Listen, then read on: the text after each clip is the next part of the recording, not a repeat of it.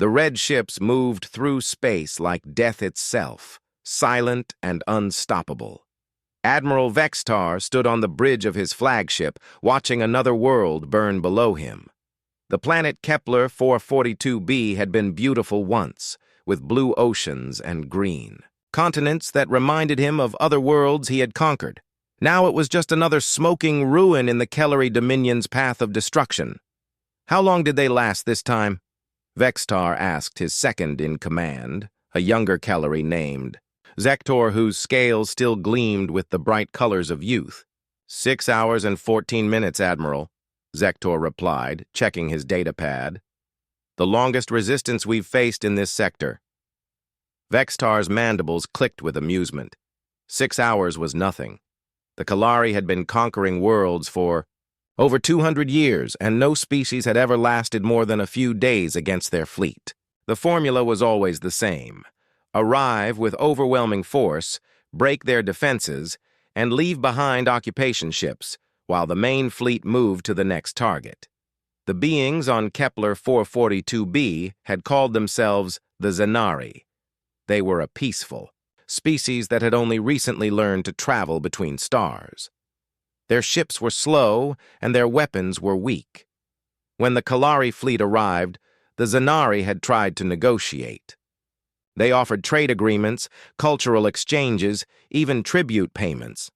Vextar had listened to their desperate pleas for exactly 3 minutes before ordering the attack. Admiral, the communications officer called out, "We're receiving the final surrender transmission from the planet's surface." "Put it through," Vextar ordered. The main screen flickered to life, showing a Zanari leader. The creature's blue skin was pale with fear, and its large eyes were filled with tears. "Great Admiral of the Kellery," the alien said in broken Kellery language. "We surrender completely. Please spare our children. We will serve the Dominion faithfully." Vextar studied the pathetic creature for a moment. "Your species will be relocated to labor worlds. Your planet will be strip-mined for its resources. This is the way of the Dominion." The transmission ended, and Vextar turned back to his tactical display. 17 star systems now belonged to the Kellery, their populations either dead or enslaved. The Dominion's borders grew larger every month, and no force in the galaxy seemed capable of stopping them. "Sir," the sensor officer reported, "long-range scans show another inhabited system 3 light-years from here. The species calls themselves humans. They appear to be centered around a single star system with one main world and several small colonies." Vextar moved to the sensor station and studied the readings. The human system looked typical of most young spacefaring species. One heavily populated homeworld, a few mining colonies on nearby planets, and a small collection of ships that barely qualified as a military force. "Fleet strength?" he asked. "Minimal, sir. We count perhaps 50 military vessels, most of them small patrol craft. Their largest ship appears to be some kind of destroyer. Very old design, probably hasn't been updated in decades." Vextar almost laughed. 50 ships against his fleet of 300 massive warships. It would hardly be a battle at all. "Set course for their system. We'll add another species to our collection." The Kellery fleet turned toward the Sol system, their massive engines, lighting up the darkness of space. Vextar had conquered so many worlds that he barely remembered their names anymore. The Tracari of Vega Prime had lasted 2 days. The crystalline beings of Rigel 7 had managed 3 days of resistance. The warrior culture of Tau Ceti had actually impressed him by holding out for almost a week, but they all fell in the end. They all begged for mercy in the end, and they all became slaves or corpses in the end.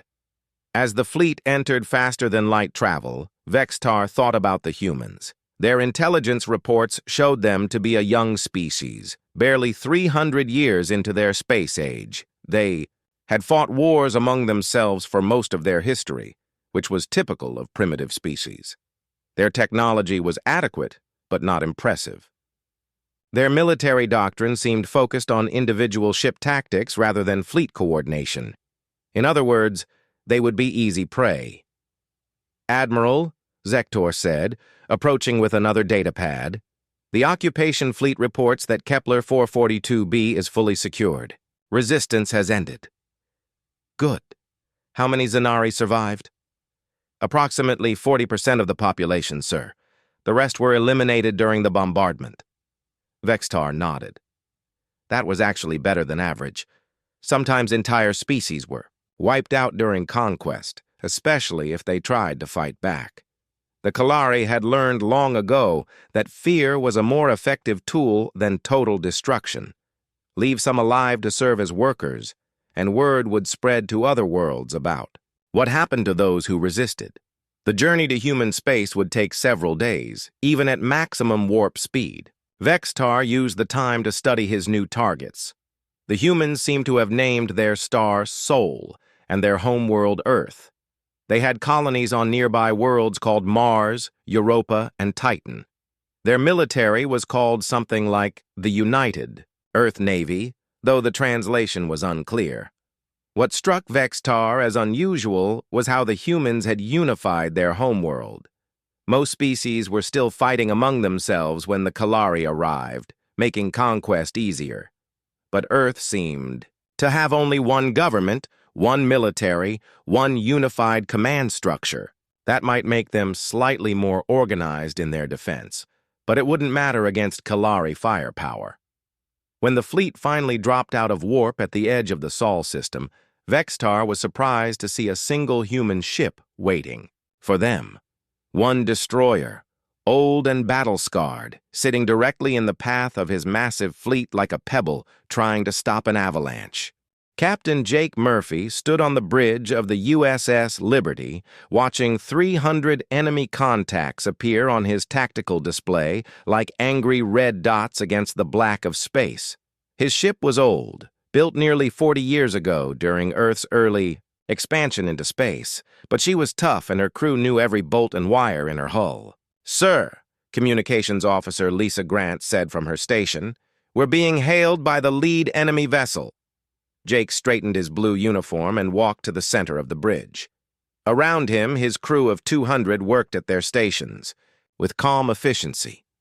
They all knew what they were facing, and they all knew the odds. But they also knew their duty. "Put them through, Lisa."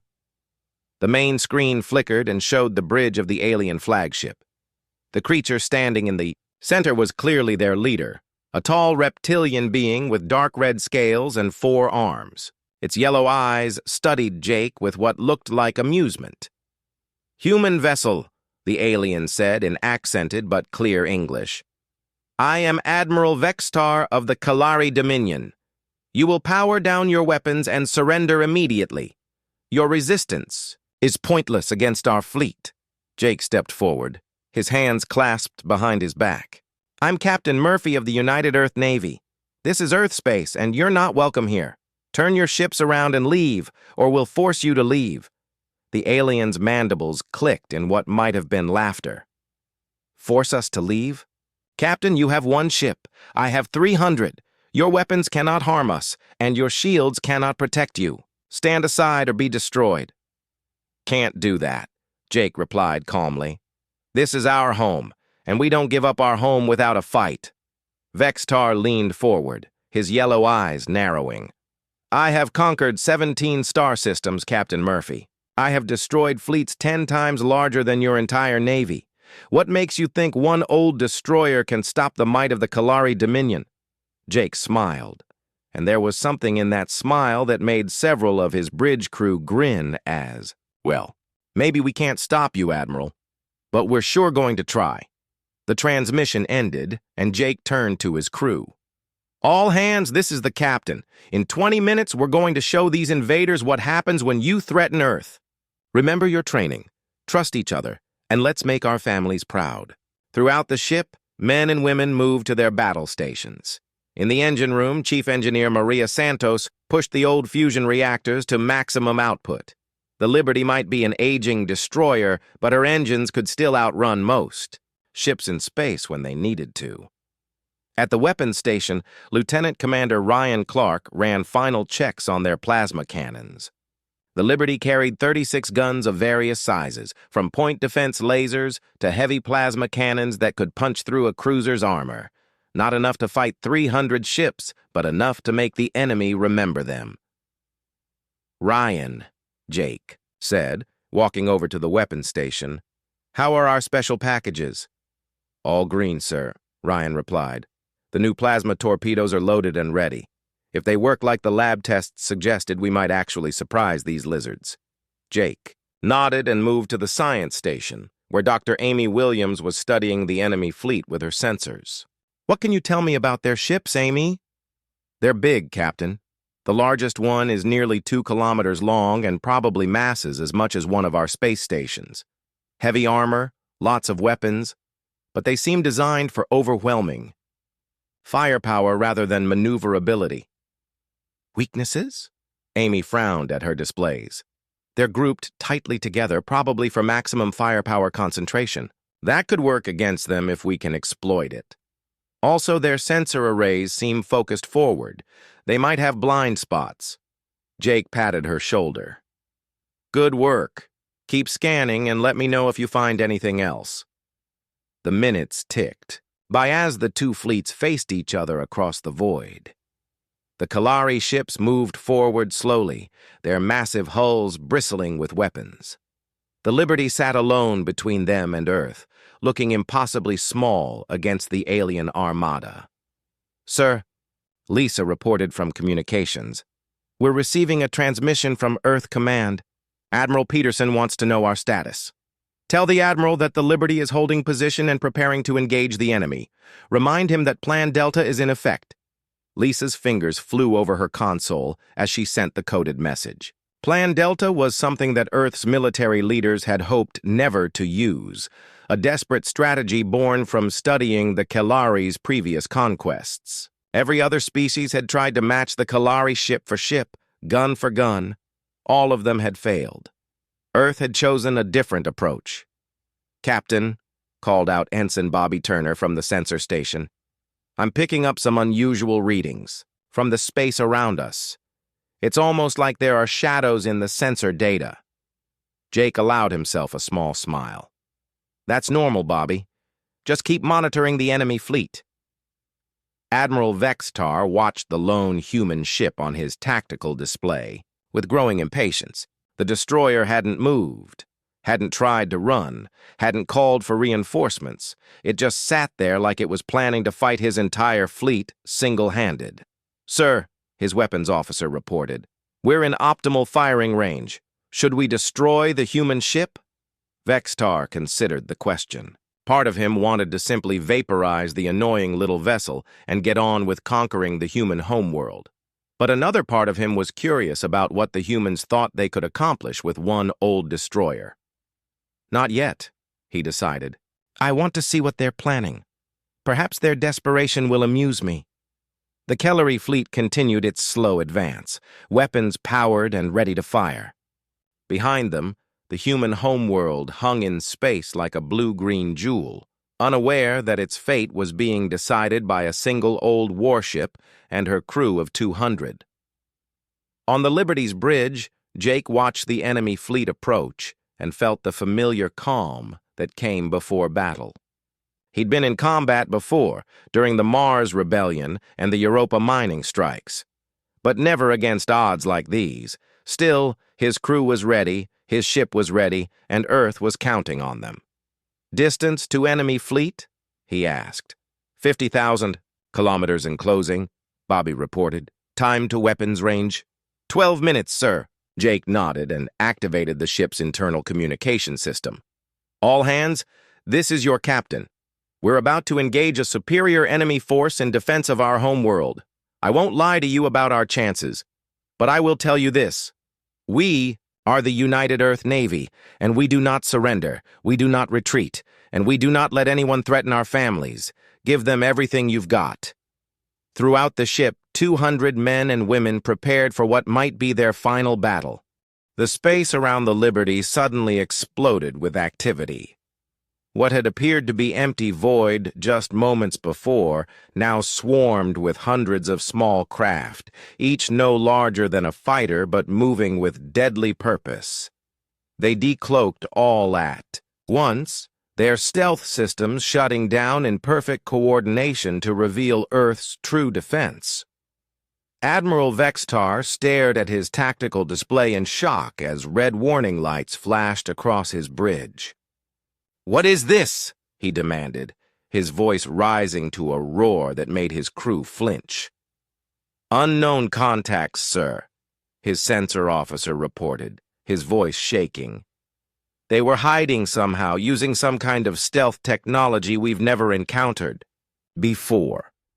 I count 437 small craft, all armed and moving to attack positions."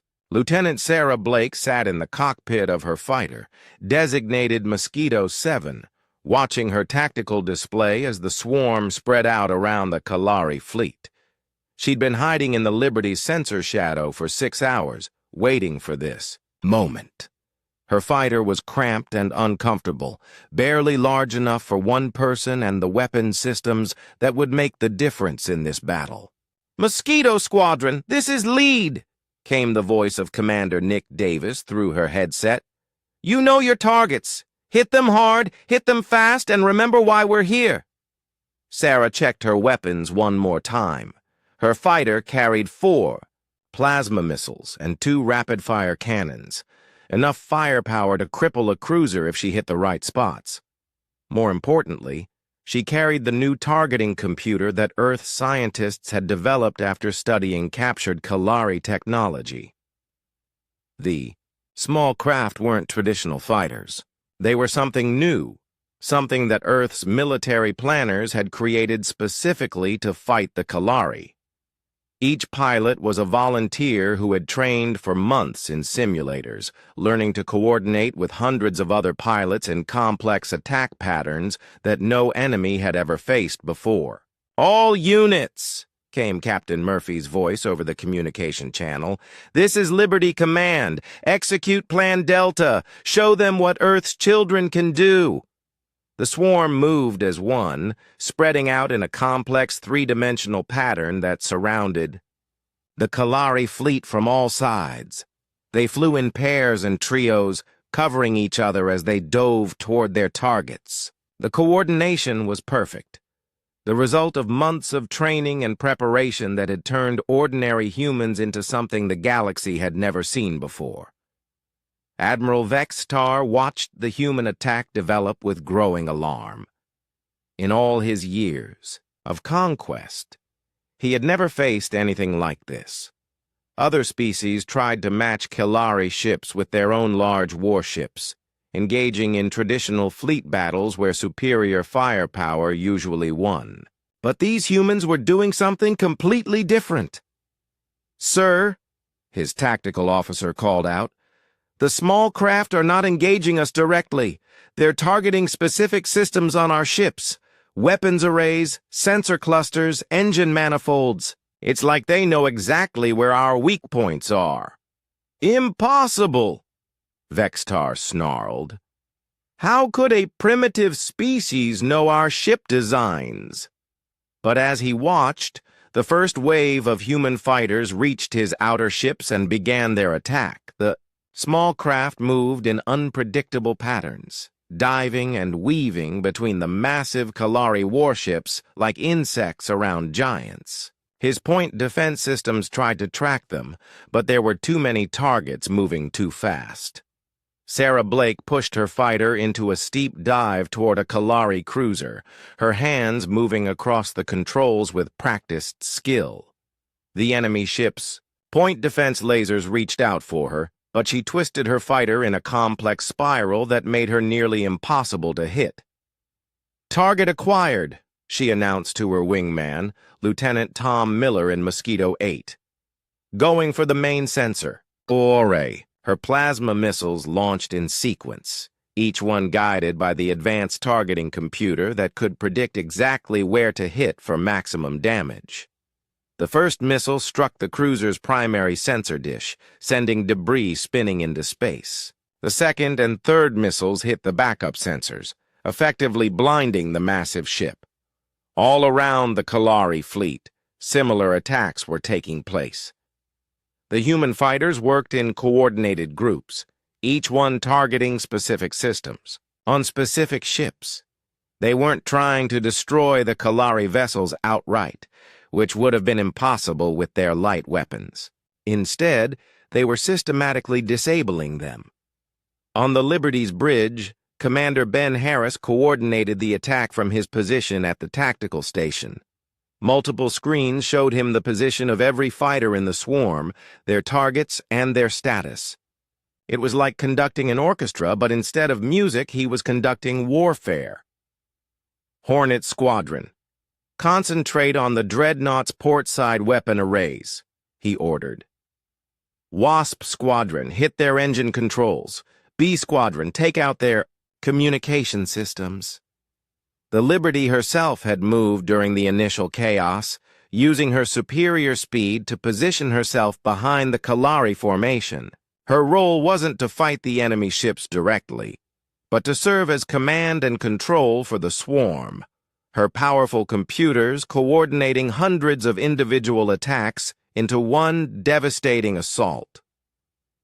Captain Jake Murphy watched the battle unfold on his main screen, feeling a mixture of pride and terror as he saw his people flying into the teeth of the enemy fleet.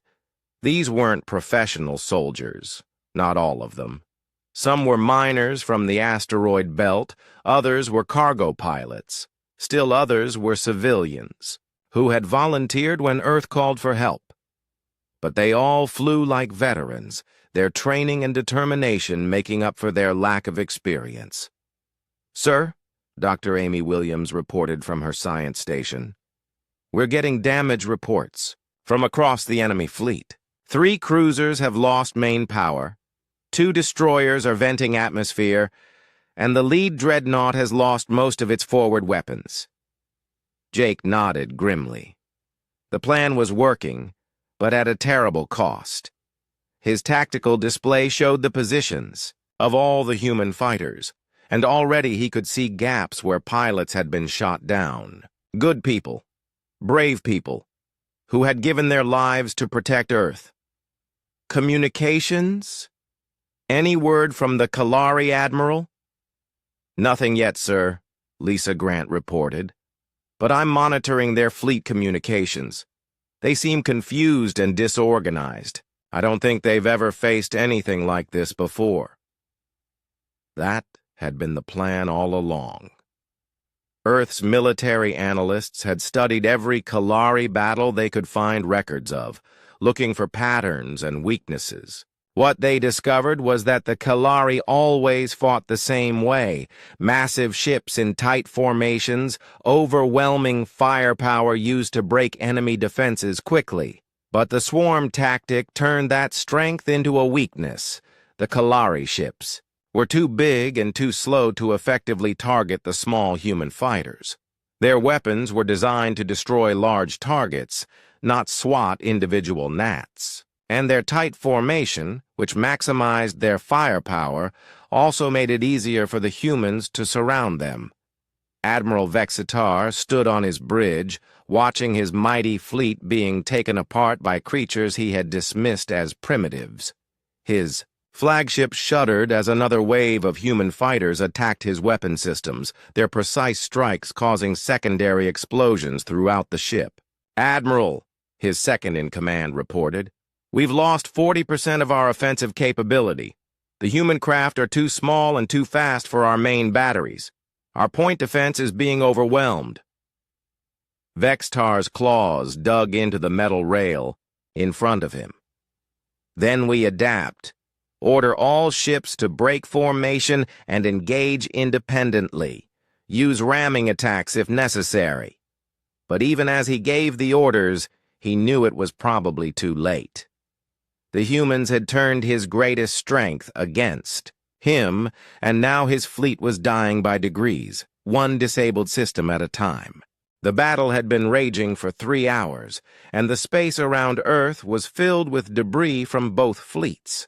The Kalari formation had completely broken apart, their ships scattered across the solar system as they tried to deal with the swarming human fighters. But the cost to Earth's forces was becoming terrible to watch. Lieutenant Sarah Blake pushed her damaged fighter through another attack run, her cockpit filled with smoke from overloaded systems. Mosquito 7 had taken hits from Kalari point defense lasers, and half her instruments were dead. But her weapons still worked, and that was all that mattered. "Mosquito 7 to Liberty Command," she called over the radio, trying to keep her voice steady despite the pain from burns on her arms. "I've lost life support and my engine is running hot. Going for one more attack run on the Dreadnought." Commander Ben Harris heard the transmission and felt his heart sink. Sarah Blake was one of their best pilots, a young woman who had volunteered to leave her job as a cargo hauler to defend Earth. Now she was dying in the cold vacuum of space, and there was nothing he could do to help her. "Sarah, negative on that attack run," he said into his headset. "Return to Liberty for emergency landing." "Can't do that, sir," Sarah replied, and he could hear the smile in her voice despite everything. "My fighter's too damaged to make it back, but I can still take out their main gun. Tell my sister I kept my promise." Ben watched on his tactical display as Mosquito 7 changed course, heading directly for the Kalari Dreadnought's most heavily defended section. The massive ship's point defense systems reached out for the small fighter, filling space with deadly energy beams. But Sarah Blake flew like a woman possessed, twisting and diving through the enemy fire with skill that bordered on miraculous. Captain Jake Murphy had been watching the same display, and he knew what Sarah was planning. The Kalari Dreadnought carried a planet-killer weapon, something that could crack worlds if it was allowed to charge and fire. Earth's intelligence had warned them about it, and every pilot in the swarm knew that stopping that weapon was their highest priority. "All units," Jake announced over the fleet channel, "Mosquito 7 is making a final attack run on the enemy superweapon. Cover her approach. Give her everything you've got." Across the battlefield, human fighters broke off from their current attacks and converged on the Dreadnought. They came from all directions, their plasma cannons and missiles creating a wall of fire that forced the Kalari gunners to choose between targeting Sarah or the other threats. Lieutenant Tom Miller in Mosquito 8 was Sarah's wingman, and he pushed his fighter to maximum speed to stay with her. "Sarah, I'm with you. We'll take out that gun together."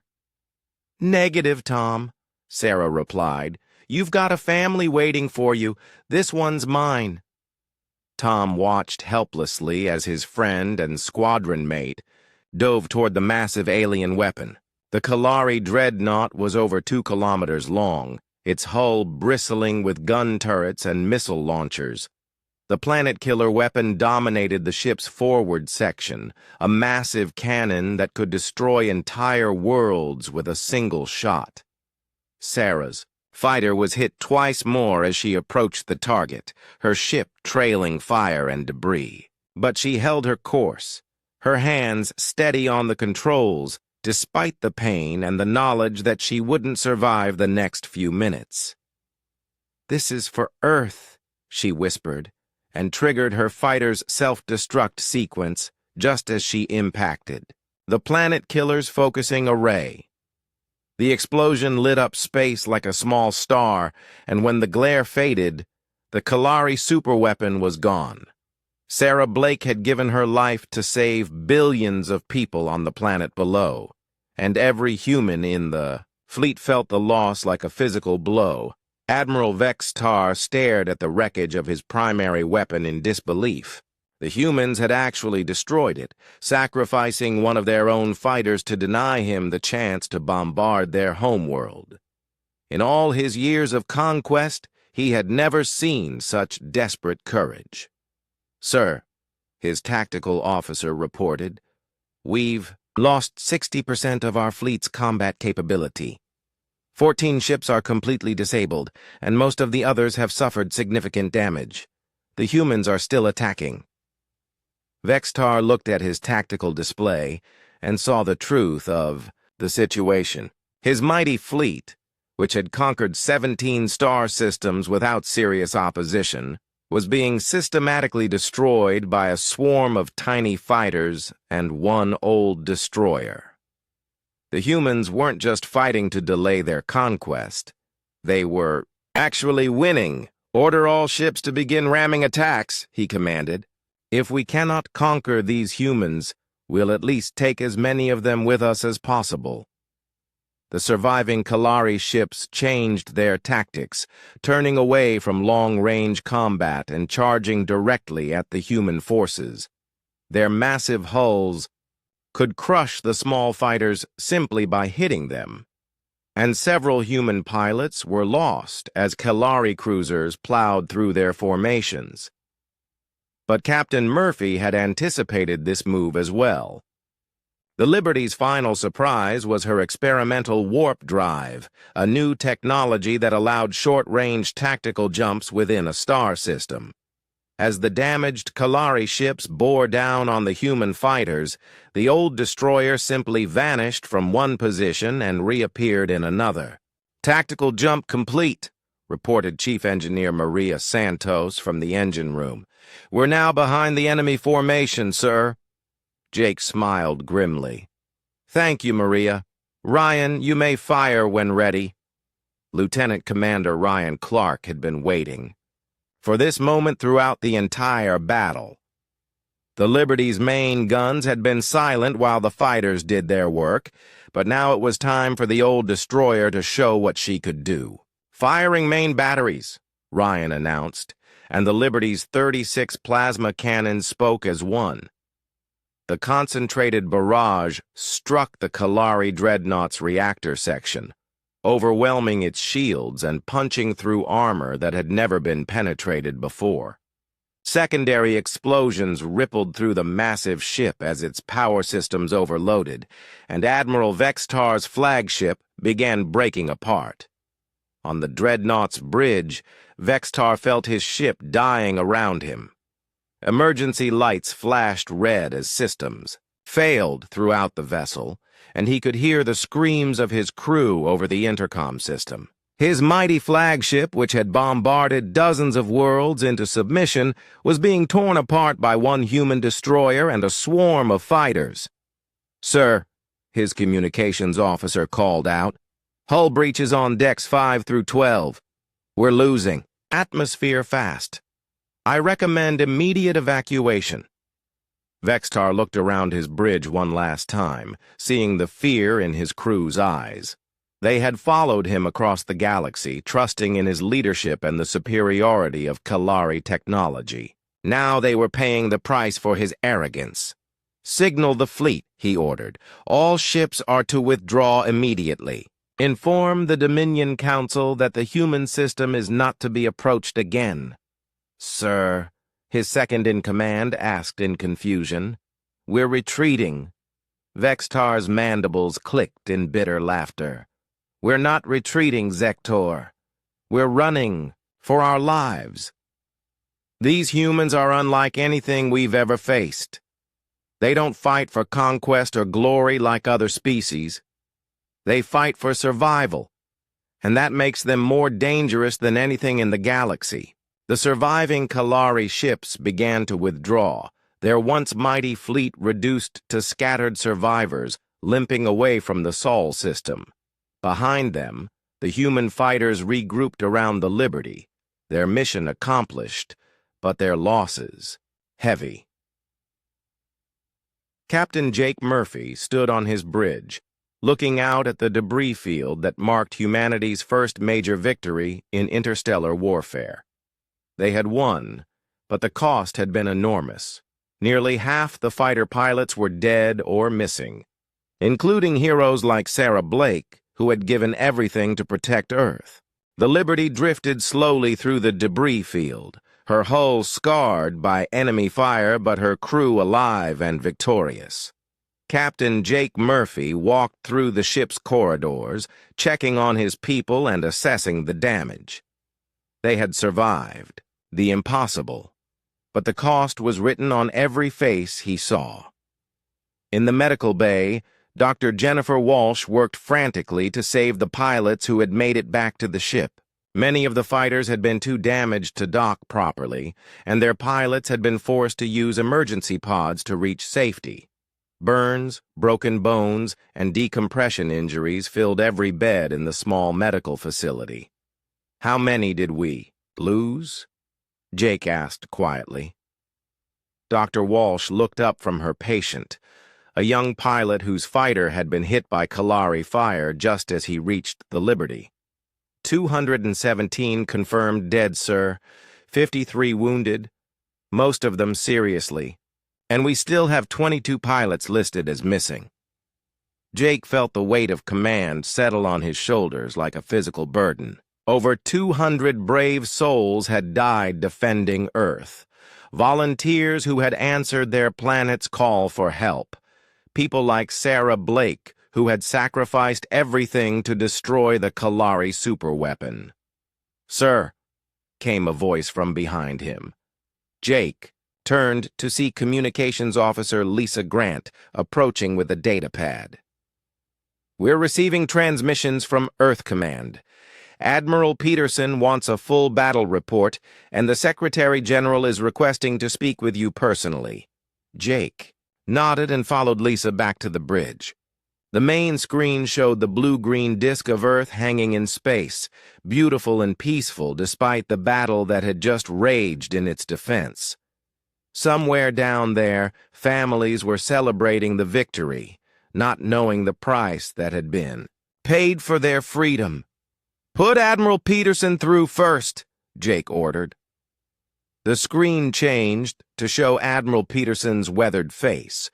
The old man's eyes were bright with pride and relief. "Jake, I've been monitoring the battle from Earth Command. Incredible work out there. How's your ship and crew?" "The Liberty took some hits, but she's still space-worthy," Jake reported. "We lost over 200 pilots, sir. Good people who deserve better than dying in the cold vacuum of space." Peterson's expression grew somber. "Their sacrifice saved billions of lives, Captain. The entire planet owes them a debt we can never repay. But right now, I need to know about the enemy. Are they truly retreating?" Jake looked at his tactical display, which showed the surviving Kalari ships moving away from the Sol system at maximum speed. "Yes, sir. Long-range sensors confirm they're withdrawing to the edge of the system. Whatever fight they had left in them, we took it out of them." "Outstanding. The Secretary General wants to address the planet about the victory, and she specifically requested that you participate in the broadcast. The whole world needs to hear about what you and your people accomplished here today." A few minutes later, Jake found himself standing on the Liberty's bridge with a camera focused on him, broadcasting to every corner of Earth. Behind him, his surviving crew worked at their stations, tired but proud of what they had achieved. Secretary General Maria Rodriguez appeared on a split screen from her office in Geneva. "Captain Murphy, on behalf of all humanity, I want to thank you and your crew for your incredible courage today. Can you tell us what this victory means for Earth's future?" Jake thought carefully about his words. "Ma'am, today we proved that humanity won't bow down to anyone who threatens our home. We showed that even when faced with impossible odds, we'll stand and fight. But we also learned that freedom isn't free. Over 200 heroes gave their lives so that Earth could remain free, and we need to remember their sacrifice." Across the planet, people watched the broadcast with tears in their eyes. In New York, Sarah Blake's sister clutched a photo of the young pilot who had given her life to destroy the alien superweapon. In London, Tom Miller's family gathered around their television, grateful that their son had survived the battle. In Tokyo, Beijing, Moscow, and every other city on Earth, humanity realized that they were no longer alone in the galaxy and that their survival depended on their willingness to fight for it. Meanwhile, in the wreckage of the Kelari fleet, Admiral Vextar broadcast his final message to his surviving ships. The once proud leader looked decades older than he had that morning, his scales dulled by defeat and shame. "This is Admiral Vextar to all Kelari vessels," he said, his voice heavy with exhaustion. "We are withdrawing from human space immediately. Under no circumstances are any ships to approach the Sol system again. The humans have proven themselves to be unlike any species we have previously encountered."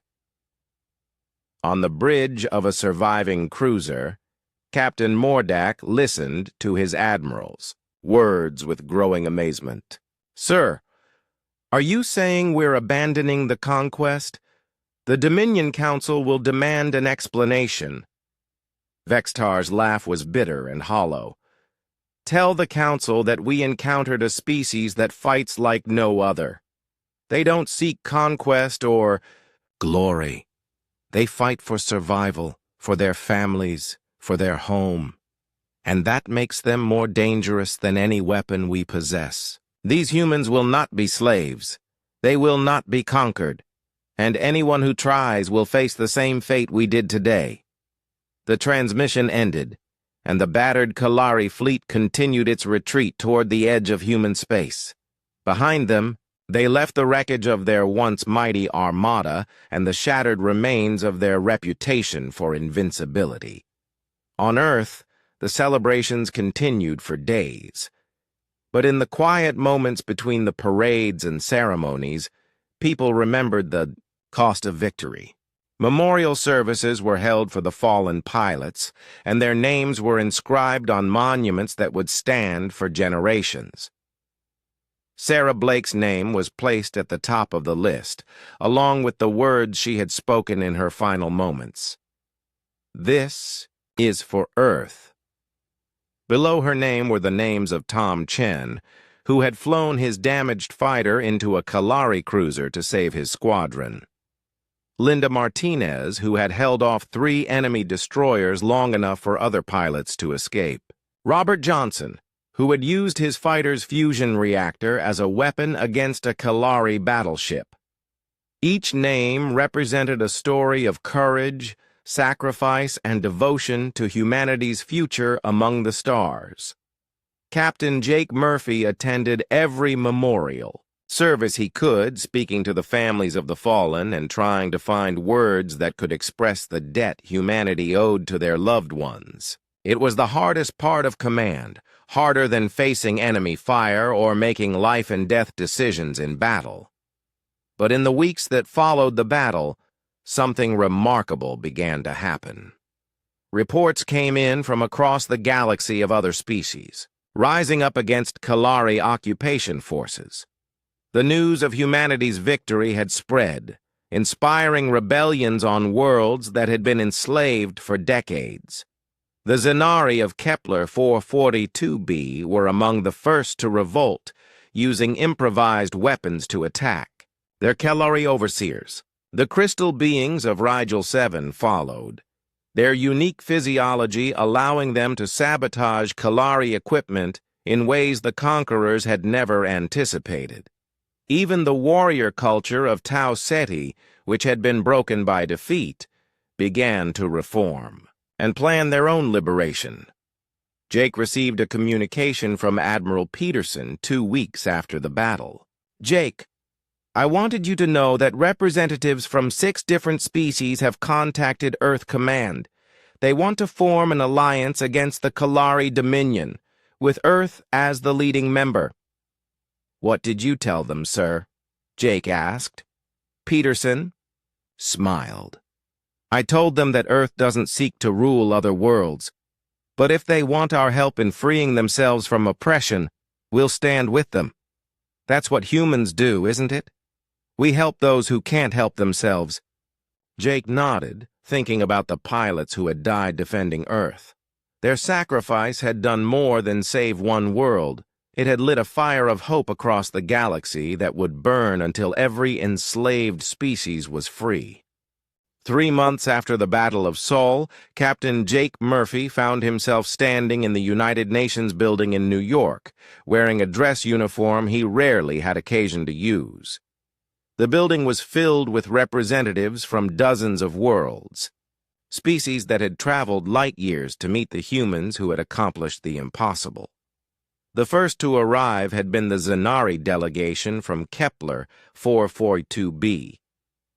Their leader, a tall blue-skinned being named Veltar, had brought recordings of their successful rebellion against the Kalari occupation forces. The images showed Zanari civilians fighting with improvised weapons against alien soldiers who had terrorized them for months. "Your victory gave us hope," Veltar explained through a translation device. "When we heard that one human ship had faced 300 Kalari vessels and won, we knew that our oppressors were not invincible. We rose up the very next day." The Zanari rebellion had been bloody, but successful. The Kalari garrison, demoralized by news of their fleet's defeat at Sol, had put up only token resistance before withdrawing from the planet. For the first time in almost a year, Kepler 442b was free. Jake listened to similar stories from representatives of the Trakari, the crystalline beings of Rigel 7, and even the proud warriors of Tau Ceti. Each species had found their own way to throw off Kalari rule, inspired by humanity's example. But they all faced the same problem. The Kalari would return with reinforcements, and next time they would be ready for resistance. Secretary General Rodriguez addressed the assembled delegates from the podium of the General Assembly Hall. "The Earth government has discussed your requests for alliance, and we are prepared to offer our support. But let me be clear about what we're proposing. This will not be an empire with Earth at its center. It will be a coalition of free worlds, each governing itself according to its own customs and beliefs. A delegate from Tau Ceti, a warrior named Karthak, whose people valued strength above all else, stood to speak. The Kalari respect only force. They will not negotiate or compromise. If we are to remain free, we must be prepared to fight them, wherever they appear." Jake found himself nodding in agreement. The intelligence reports from across Kalari space painted a clear picture. The Dominion was regrouping, building new fleets to replace the ones lost at Sol. They would return, and when they did, they would be better prepared for the tactics that had defeated them before. "That's why we need to work together," Jake said, standing to address the assembly. "The Kalari conquered your worlds because they could face each species individually. But if we stand together, if we share our knowledge and coordinate our defenses, we can make sure that what happened to your planets never happens again." The next few weeks were filled with intense negotiations as the foundation of what would become known as the Free Worlds Alliance took shape. Earth provided the military expertise and advanced technology, while the other species contributed their own unique capabilities and knowledge of Kalari tactics. The Zanari, with their expertise in biotechnology, offered to develop new medical treatments for combat injuries. The crystalline beings of Rigel 7 could manufacture ship components with precision that exceeded even Earth's best factories. The Trakari had developed revolutionary sensor technology during their brief resistance, and the warriors of Tau Ceti brought centuries of military tradition and tactical knowledge. But the real test of the new alliance came sooner than anyone expected. Admiral Peterson called Jake to his office in Geneva 6 weeks after the alliance was formed. The older man's face was grim as he handed over a classified intelligence report. Long-range reconnaissance detected a new Kalari fleet massing at the edge of their territory, Peterson explained. 500 ships this time, including some designs our analysts have never seen before. They're calling it the Vengeance Fleet, and it's heading for Zanari space. Jake read through the report with growing concern. The Kalari had learned from their defeat at Sol and were adapting their tactics. The new fleet included smaller, faster ships designed to counter swarm tactics, as well as massive carriers that could deploy their own fighter screens. When will they reach Kepler 442b? Jake asked. 2 weeks, maybe less if they push their engines. The Zanari Defense Force has maybe 30 ships, all of them converted civilian vessels. They won't last an hour against this fleet. Jake sat down the report and looked out the window at Lake Geneva, where people were enjoying a peaceful afternoon that might be among the last they would know for some time. What's our response capability? The Liberty is still undergoing repairs, but we have the new destroyers Defiance and Intrepid ready for deployment. The Free Worlds Alliance can contribute another 40 ships of various classes, still not enough to face 500 Kellery vessels in direct combat. Jake thought about the pilots who had died defending Earth, and the promise he had made to their families that their sacrifice would not be in vain. Then we don't fight them directly. We use the same tactics that worked at Sol, but on a larger scale. How quickly can we get our ships to Zanari space? Peterson checked his data pad. 4 days if we push the engines hard. But Jake, even with swarm tactics, the odds are terrible. We'd be facing 10-to-1 odds against an enemy that's prepared for our methods this time. Maybe, Jake said, standing up and straightening his uniform. But we made a commitment to these people. We promised to stand with them against oppression, and that's exactly what we're going to do. The next 72 hours were a blur of preparation as Earth's military mobilized for its first interstellar deployment. The Liberty, despite still bearing scars from the Battle of Sol, was declared ready for combat duty. Hundreds of volunteer pilots reported for duty, many of them veterans of the Sol battle who insisted on flying again despite their injuries. Lieutenant Tom Miller, Sarah Blake's former wingman, was among the first to volunteer. His left arm still bore burn scars from the previous battle, and doctors had cleared him for duty only reluctantly. "Sir," he said when Jake questioned his fitness for combat. "Sarah died to protect people she never met.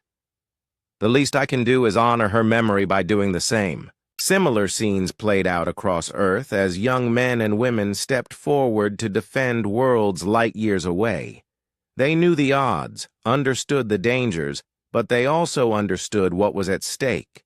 If the Kalari succeeded in reconquering the Zanari homeworld, it would send a message to every oppressed species in the galaxy. Resistance was futile. The Earth fleet departed Sol system 3 days later, accompanied by ships from the other Free Worlds Alliance members.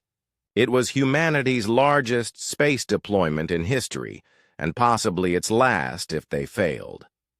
As the Liberty jumped to faster-than-light speed, Jake stood on his bridge and thought about the blue-green world they were leaving behind. Earth was safe for now, protected by defensive stations and a small fleet of patrol ships.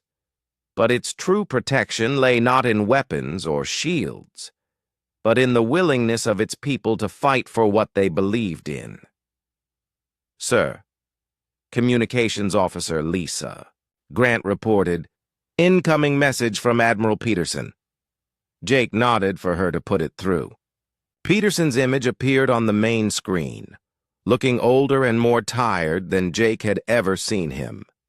"Jake, I want you to know that the entire planet is watching this mission. You're carrying Earth's hopes with you, and the hopes of billions of beings throughout the galaxy who dream of freedom. Bring our people home."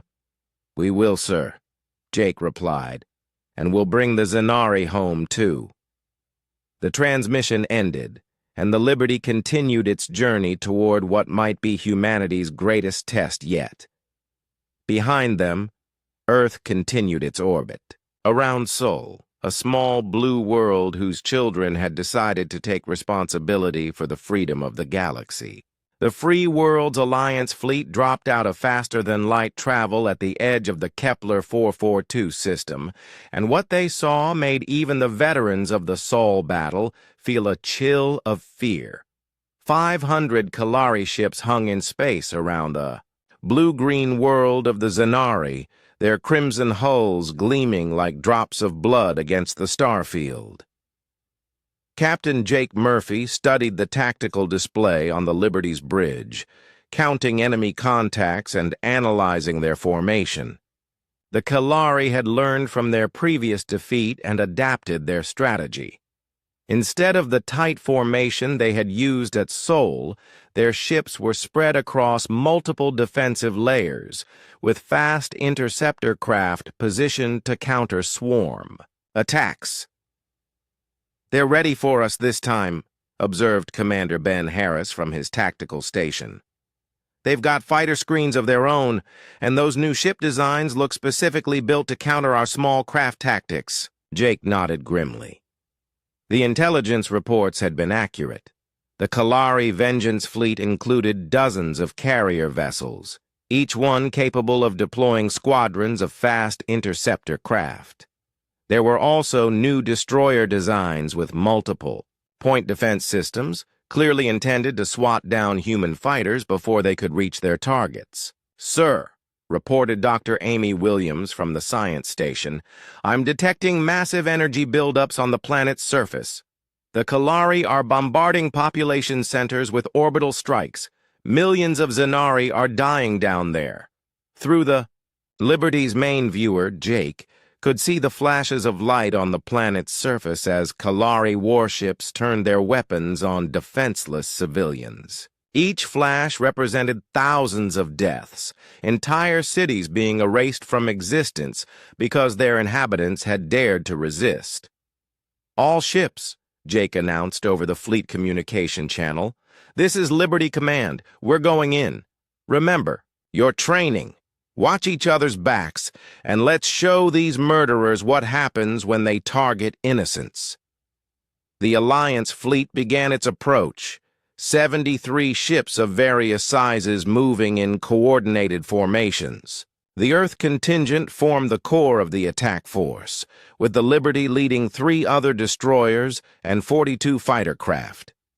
The other Alliance members contributed their own vessels, creating a diverse fleet that represented 6 different species united in common cause.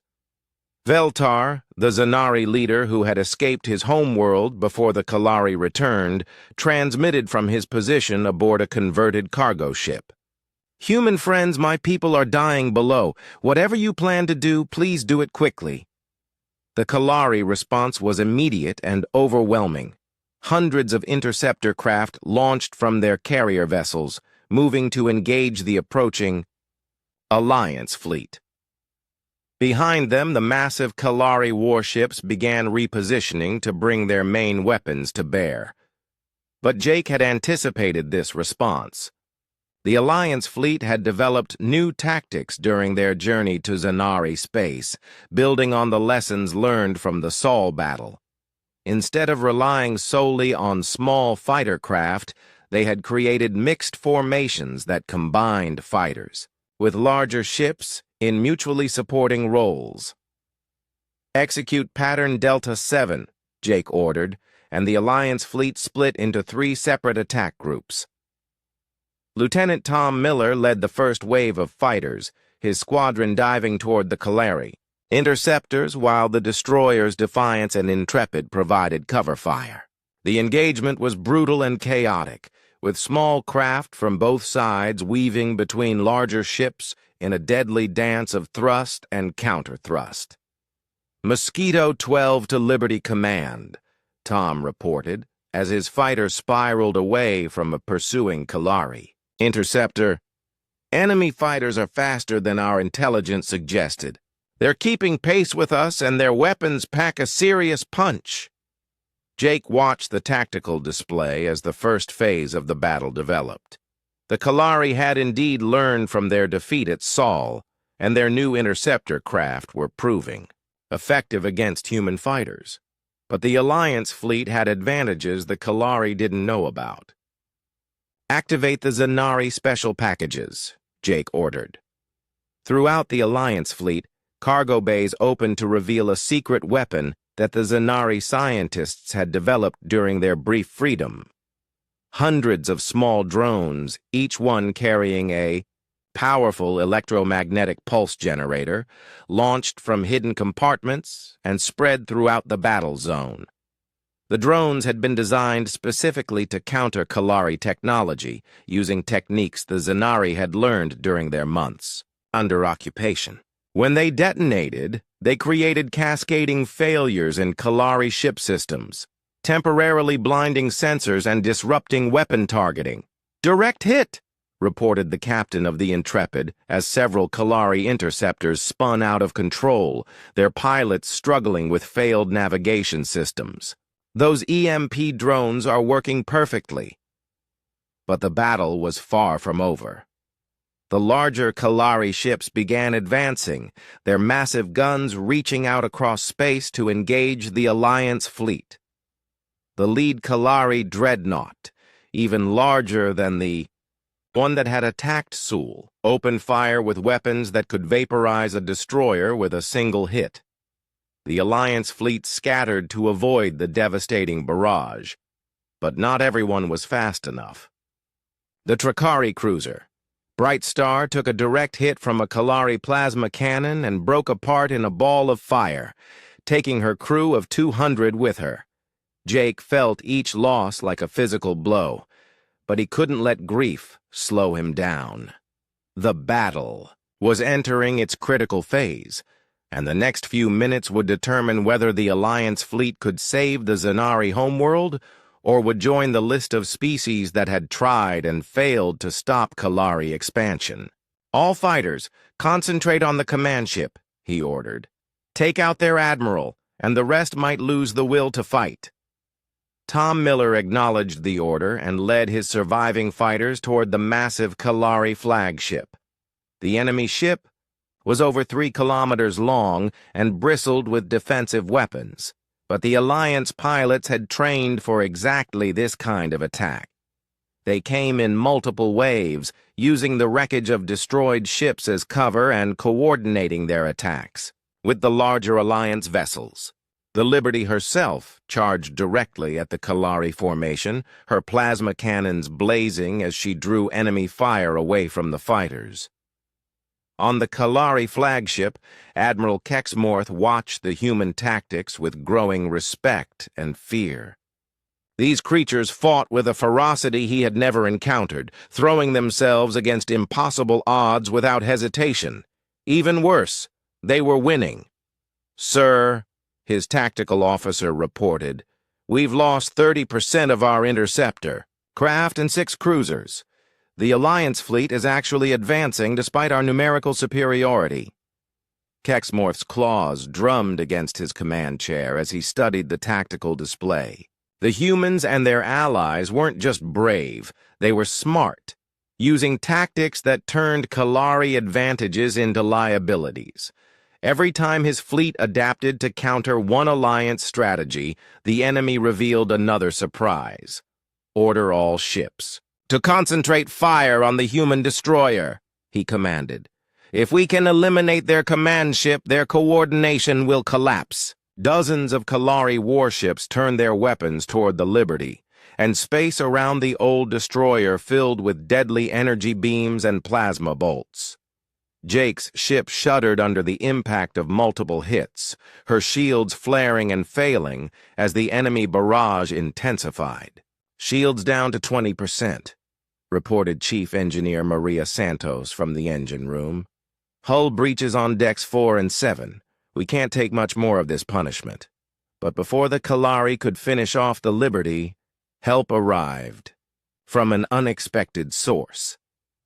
The Zanari resistance fighters on the planet's surface had been monitoring the battle, and they chose that moment to launch their own attack against the Kalari ground forces. "Sir," Dr. Williams reported excitedly, "I'm reading massive explosions on the planet's surface. The Zanari are attacking Kalari installations with some kind of improvised weapons. The surface attacks forced the Kalari fleet to divert some of their ships to provide orbital support for their ground forces, reducing the pressure on the Alliance fleet. Jake seized the opportunity to press their advantage. 'All ships, general attack,' he ordered. 'Hit them with everything we've got.'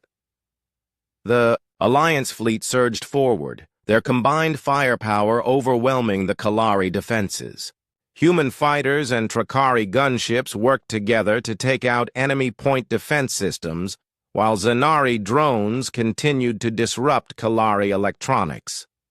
The crystalline beings of Rigel 7 had contributed their own surprise, specialized missiles that could pass through Kalari shields by matching their frequency. The tide of battle was turning, but the cost was terrible to witness. Good ships and brave crews were dying on both sides, their sacrifice measured in the brief flashes of light that marked the destruction of spacecraft and the ending of lives. The final phase of the Battle of Kepler 442b began when Lieutenant Tom Miller made the same kind of sacrifice that Sarah Blake had made over Sol. His fighter, damaged and running on emergency power, dove directly into the bridge section of the Kalari flagship while Admiral Kexmorth watched in horror. The explosion tore through the massive ship's command center, killing the Kalari admiral and most of his senior staff. Without central coordination, the Kalari fleet began to falter, their ships responding slowly to the Alliance attacks as individual captains tried to take command. Captain Jake Murphy felt the loss of another brave pilot like a knife to his heart, but he couldn't pause to grieve. The battle was reaching its climax, and the Alliance fleet pressed their advantage with desperate determination. "All ships, final assault," Jake ordered over the fleet communication channel. "For Tom Miller, for Sarah Blake, for everyone who died believing in freedom." The remaining Alliance vessels charged into the heart of the Kalari formation, their weapons blazing. The Liberty, her hull scarred by enemy fire and her crew operating on pure adrenaline, led the attack despite her damage. Chief Engineer Maria Santos had somehow kept the old destroyer running even with massive system failures throughout the ship. The Kalari resistance collapsed suddenly and completely. Ships that had been fighting moments before began withdrawing from the battle, their crews unwilling to continue without effective leadership. Some vessels attempted to surrender, while others simply fled toward the edge of the system. Within an hour, the space around the Zanari homeworld was clear of enemy ships. The Kalari Vengeance Fleet, which had been intended to demonstrate the futility of resistance against the Dominion, had been destroyed by a smaller force of determined beings who refused to accept oppression. Jake stood on the Liberty's bridge, watching the tactical display show the retreating enemy contacts. Around him, his crew worked to repair damaged systems and tend to wounded shipmates. The victory was complete, but the cost had been enormous. "Casualty report," he requested quietly. Commander Ben Harris consulted his datapad with a grim expression. 37 ships lost, including Tom Miller's fighter, over 1,500 dead across the entire Alliance fleet. The Trakari lost their flagship, and the Zanari resistance fighters took heavy casualties during their surface attacks. Jake nodded slowly, feeling the weight of command settle on his shoulders once again. Each number on that casualty list represented a person who had believed in the cause of freedom strongly enough to die for it. They had won the battle, but the price was measured in lives that could never be replaced.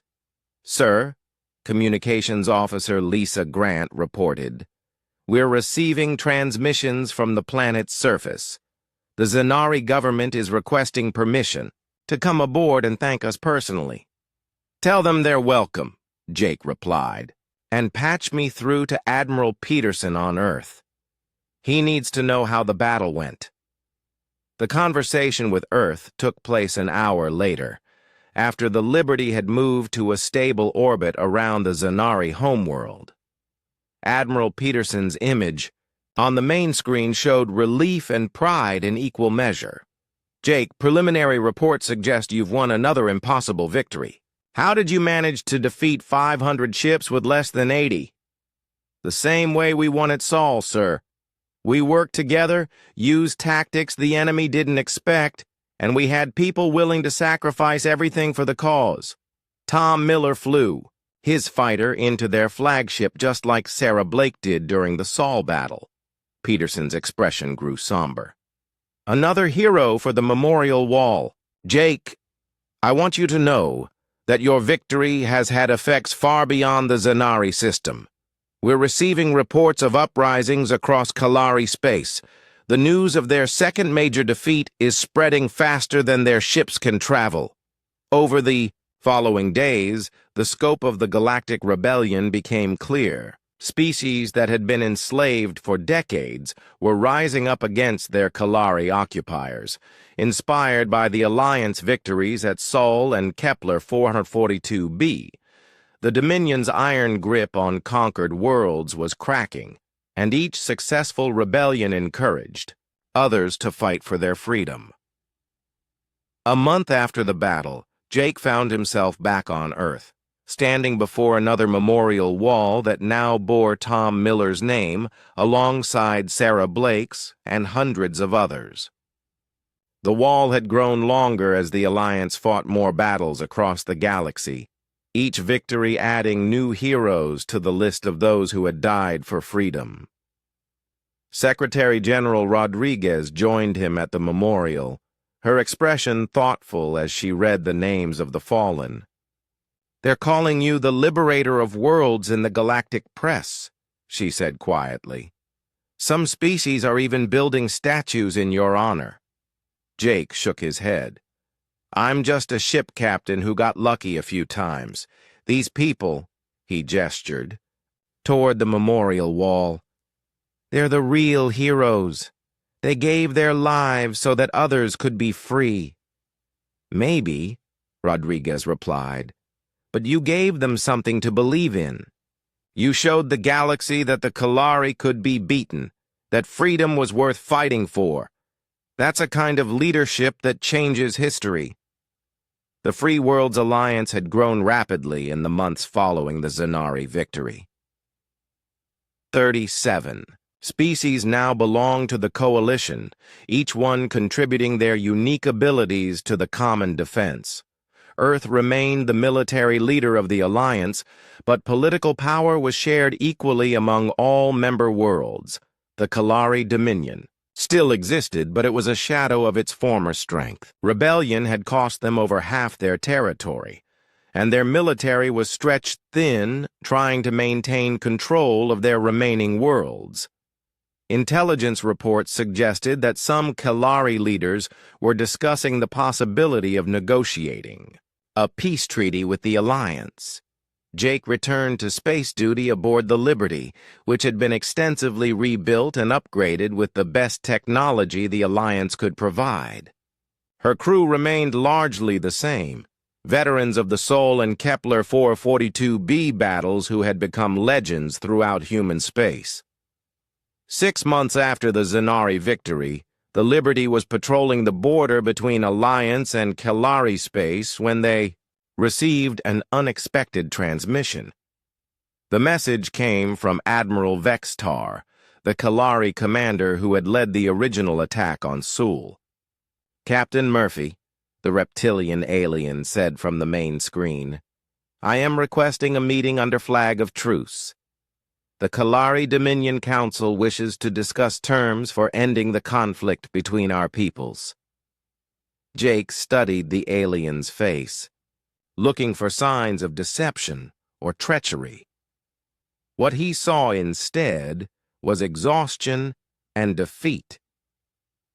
The proud conqueror who had terrorized the galaxy for decades had been broken by humanity's refusal to surrender.